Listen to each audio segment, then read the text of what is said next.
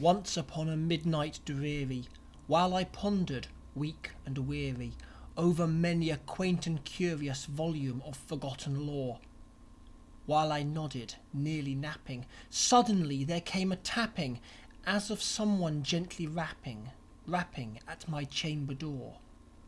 "'Tis some visitor," I muttered, "tapping at my chamber door. Only this, and nothing more." Distinctly I remember, it was in the bleak December, and each separate dying ember wrought its ghost upon the floor.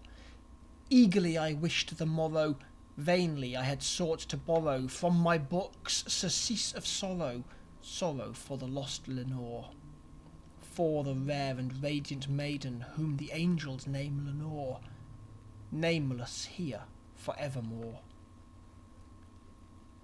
And the silken, sad, uncertain rustling of each purple curtain thrilled me, filled me with fantastic terrors never felt before, so that now, to still the beating of my heart, I stood repeating, "'Tis some visitor entreating entrance at my chamber door, some late visitor entreating entrance at my chamber door.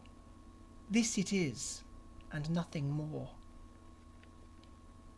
Presently my soul grew stronger, hesitating then no longer. "Sir," said I, "or Madam, truly your forgiveness I implore. But the fact is I was napping, and so gently you came rapping, and so faintly you came tapping at my chamber door, that I scarce was sure I heard you. Here I opened wide the door. Darkness there, and nothing more." Deep into that darkness peering, long I stood there wondering, fearing, doubting, dreaming dreams no mortal ever dared to dream before. But the silence was unbroken, and the stillness gave no token, and the only word there spoken was the whispered word "Lenore." This I whispered, and an echo murmured back the word "Lenore." Merely this, and nothing more. Back into the chamber turning, all my soul within me burning, soon again I heard a tapping, somewhat louder than before.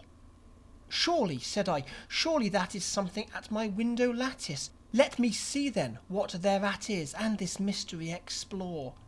Let my heart be still a moment, and this mystery explore.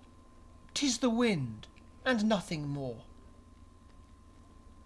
Open here I flung the shutter, when, with many a flirt and flutter, in there stepped a stately raven of the saintly days of yore. Not the least obeisance made he, not an instant stopped or stayed he, but with mine of lord and lady perched above my chamber door, perched upon a bust of Pallas just above my chamber door, perched and sat, and nothing more. Then this ebony bird beguiling my sad fancy into smiling, by the grave and stern decorum of the countenance it wore, "Though thy crest be shorn and shaven, thou," I said, "art sure no craven, ghastly, grim, and ancient raven wandering from the nightly shore. Tell me what thy lordly name is in the night's Plutonian shore." Quoth the raven, "Nevermore." Much I marvelled at this ungainly fowl to hear discourse so plainly, though its answer little meaning, little relevancy bore. For we cannot help agreeing that no living human being ever yet was blessed with seeing a bird above his chamber door, bird or beast upon the sculptured bust above his chamber door, with such a name as Nevermore. But the raven, sitting lonely on that placid bust, spoke only that one word, as if his soul in that one word he did outpour. Nothing further then he uttered, not a feather then he fluttered, till I scarcely more than muttered, "Other friends have flown before. On the morrow he will leave me, as my hopes have flown before." Then the bird said, "Nevermore." startled at the stillness broken by reply so aptly spoken. "Doubtless," said I, "what it utters is its only stock and store, caught from some unhappy master, whom unmerciful disaster followed fast and followed faster, till his songs one burden bore, till the dirges of his hope the melancholy burden bore of never, nevermore." But the raven, still beguiling all my sad soul into smiling, straight I wheeled a cushioned seat in front of bird and bust and door. Then upon the velvet sinking, I betook myself to linking fancy unto fancy, thinking what this ominous bird of yore, what this grim, ungainly, ghastly, gaunt and ominous bird of yore meant in croaking nevermore. This I sat engaged in guessing, but no syllable expressing to the fowl whose fiery eyes now burned into my bosom's core.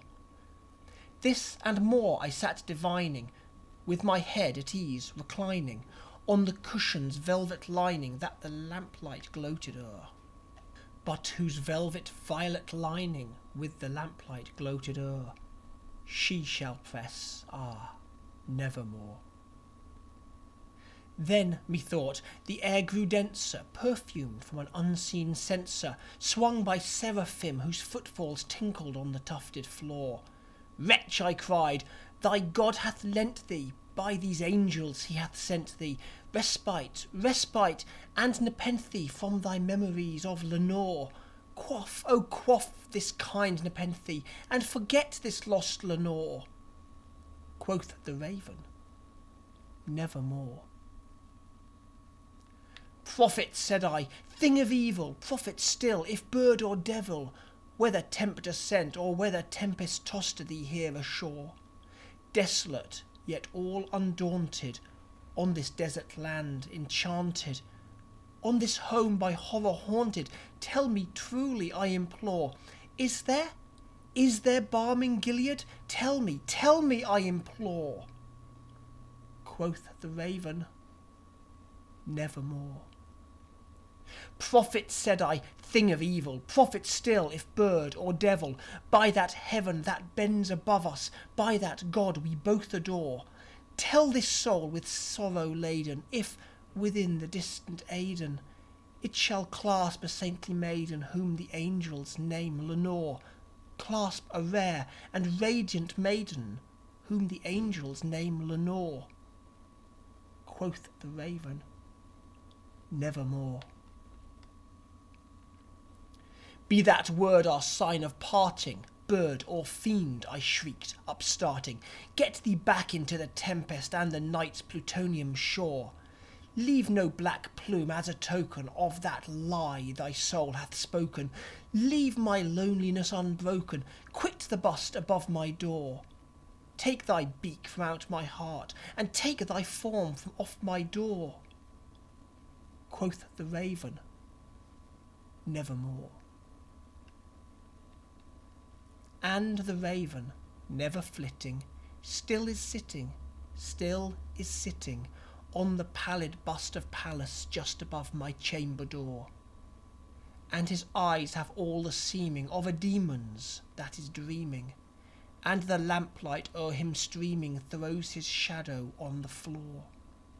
And my soul from out that shadow that lies floating on the floor shall be lifted nevermore.